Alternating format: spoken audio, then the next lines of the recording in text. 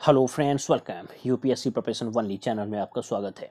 दोस्तों, इस पार्ट में हम लोग भारतीय शास्त्रीय नृत्य और उससे जुड़ा हुआ जो भाव है उसके विषय में यहाँ पर कवर करेंगे। भारतीय शास्त्रीय नृत्य और उससे जुड़ा हुआ भाव का मतलब ये कि भारत में जो भी भारतीय शास्त्रीय नृत्य है, जो भी नृत्य यहाँ पर शास्त्रीय नृत्य है, उसके माध्यम से कोई ना कोई भाव प्रकट किया जाता है, उसमें कोई ना कोई भाव समाहित होता है। भाव का मतलब या तो वो उग्रता का भाव होगा, या प्रेम का भाव होगा, या फिर कोमलता का भाव होगा। तो भारतीय शास्त्रीय नृत्य में मुख्य रूप से दो प्रकार का भाव परिलक्षित होता है। दो प्रकार का भाव है। जो थोड़ा सा वीर रस से युक्त कोई भाव है, यानी कि थोड़ा सा उग्र किस्म का जो नृत्य है, उग्रता से युक्त या थोड़ा सा क्रोध से युक्त जो कोई नृत्य है, उसको हम लोग तांडव भाव बोलते हैं। और ऐसा नृत्य जिसमें प्रेम का भाव छुपा हो, कोमलता का भाव छुपा हो, उसको हम लोग लास्य बोलते हैं, यानी कि लास्य भाव। तो यहाँ पर आपको ये ध्यान में रखना होगा कि भारतीय शास्त्रीय नृत्य मुख्य रूप से दो भाव से युक्त है, दो भाव में बटा हुआ है। एक है तांडव, जिसमें वीर रस से युक्त है ये, और इसमें थोड़ी सी उग्रता है। और लास्य भाव जो है, इसमें थोड़ा सा प्रेम का भाव है, कोमलता है। तो यहाँ पर तांडव जो नृत्य है, ये भी दो वर्ग में बटा हुआ है, दो पार्ट में है, यानी कि ये भी दो प्रकार का होता है तांडव नृत्य। एक में कुछ ज़्यादा उग्रता होती है, और इस नृत्य को करने वाले को रुद्र बोला जाता है। यानी कि ऐसा कोई भी तांडव नृत्य जिसमें थोड़ा सा उग्रता का भाव छुपा हो, तो उसको करने वाले को रुद्र बोलते हैं। और वो तांडव नृत्य जिसमें आनंद का भाव छुपा हो, क्योंकि आनंदमय होके भी तांडव नृत्य किया जा सकता है, तो ऐसे नृत्य को करने वाले को शिव नटराज के रूप में जाना जाता है। और दोनों में ही जो है वीर रस छुपा हुआ है। और लास्य नृत्य करने वाला जो है, उसमें प्रेम का भाव छुपा है, कोमलता छुपी है। तो इस वजह से ये जो है मुख्य रूप से इसको करने वाले को पार्वती बोला जाता है। और लास्य नृत्य जो है मुख्यतः स्त्री के माध्यम से किया जाता है, और तांडव नृत्य जो है ये मुख्य रूप से पुरुष के द्वारा किया जाता है। तो दोनों के बीच आप अंतर समझ गए। और निष्कर्ष यही है कि भारतीय शास्त्रीय नृत्य में जो है मुख्य रूप से दो प्रकार का भाव छुपा हुआ है। एक उग्रता का भाव जिसको तांडव बोलते हैं, और एक प्रेम का भाव जिसको लास्य बोलते हैं, लास्य भाव। तो अब हम लोग एक एक करके देखते हैं। यहाँ पर देखिए, सबसे पहले आपको दिख रहा होगा कुचिपुड़ी। कुचिपुड़ी जो है ये आंध्र प्रदेश राज्य में ये भारतीय शास्त्रीय नृत्य है, जो कि आंध्र प्रदेश राज्य में प्रचलित है। और इसमें लास्य का भाव छुपा हुआ है। कुचिपुड़ी में लास्य का भाव छुपा हुआ है, यानी कि इसमें प्रेम का भाव है, शांतिपूर्ण तरीके से किया जाता है। और इसको मुख्य रूप से जो है स्त्री के ही माध्यम से किया जाता है। और इसको करने वाले को पार्वती कहा जाएगा। तो कुचिपुड़ी आंध्र प्रदेश में लास्य का भाव इसमें परिलक्षित होता है। दूसरा है भरतनाट्यम। आंध्र प्रदेश के ठीक नीचे, आप अपने दिमाग में इमेज सेट कीजिए, आंध्र प्रदेश के ठीक नीचे भरतनाट्यम।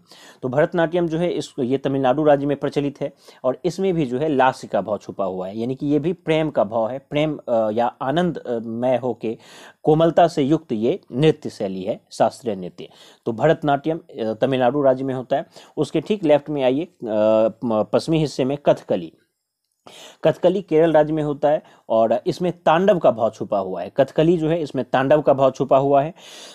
और ये जो है इसको करने वाले या तो वो रुद्र कहलाएंगे या शिव नटराज कहलाएंगे। तो कथकली केरल राज्य में तांडव।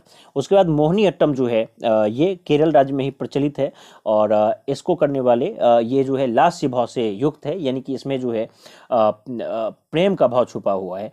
तो जो भगवान विष्णु जो अपना वेश बदल के मोहिनी का रूप लिए, और फिर अमृत जो है वो देवताओं को पिलाए, और जो अमृत को दैत्यों से बचाने का जो एक वो सफल प्रयास किए, तो उसी पर आधारित जो है ये मोहिनी अट्टम नृत्य है। तो इसमें कहीं ना कहीं वो मोहिनी एक स्त्री का रूप धारण किए थे, तो इसमें लास्य का भाव छुपा हुआ है। तो मोहिनी अट्टम केरल राज्य में प्रचलित है, और लास्य का भाव इसमें छुपा हुआ है। सत्रिया, यहाँ पर आपको सत्रिया जो है ये दिख रहा होगा, सत्रिया या सत्रिया, यहाँ पर सत्रिया ज़्यादा बेहतर होगा। तो सत्रिया जो है असम राज्य में प्रचलित है, और इसमें भी जो है लास्य का भाव छुपा हुआ है। तो सत्रिया जो है इसमें असम, और इसमें लास्य का भाव छुपा हुआ है, प्रेम का भाव छुपा हुआ है। उसके बाद मणिपुरी जो शास्त्रीय नृत्य है, ये मणिपुर राज्य में होता है, और इसमें भी जो है लास्य और तांडव दोनों का रूप छुपा हुआ है, यानी कि दोनों का मिश्रण है। मणिपुरी जो नृत्य है मणिपुर राज्य में प्रचलित है, लास्य तांडव दोनों का मिश्रण। और उसके बाद ओडिशा है। ओडिशा में ओडिसी जो है उड़ीसा राज्य में प्रचलित है, और इसमें लास्य का भाव मुख्य रूप से प्रकट होता है, यानी कि प्रेम का भाव। और लास्ट है कथक। कथक जो है उत्तर प्रदेश में भी किया जाता है, और राजस्थान का जो जयपुर वाला हिस्सा है वहाँ पर भी इसको किया जाता है। तो इसमें तांडव लास्य दोनों का ही मिश्रण है। तो कुल मिलाकर हम लोग यही देखें कि प्योर तांडव से युक्त जो भाव है वो कथकली में है, जो कि केरल में है। और साथ ही साथ आपको तांडव और लास्य दोनों का जो समावेश है ये मुख्य रूप से मणिपुरी और कथक में है। बाकी जितना है वो सब लास्य से जुड़ा हुआ है। तो कुचिपुड़ी, ये भरतनाट्यम और मोहिनीअट्टम, सत्रिया और ओडिसी, ये सब जो है लास्य से जुड़ा हुआ है, यानी कि प्रेम का भाव छुपा हुआ है। और कथकली ही केवल एकमात्र है जो कि कोर तांडव है इसमें, यानी कि वीर रस से युक्त है ये। बाकी लास्य तांडव दोनों मणिपुरी है और जो कथक है ये लास्य तांडव दोनों है।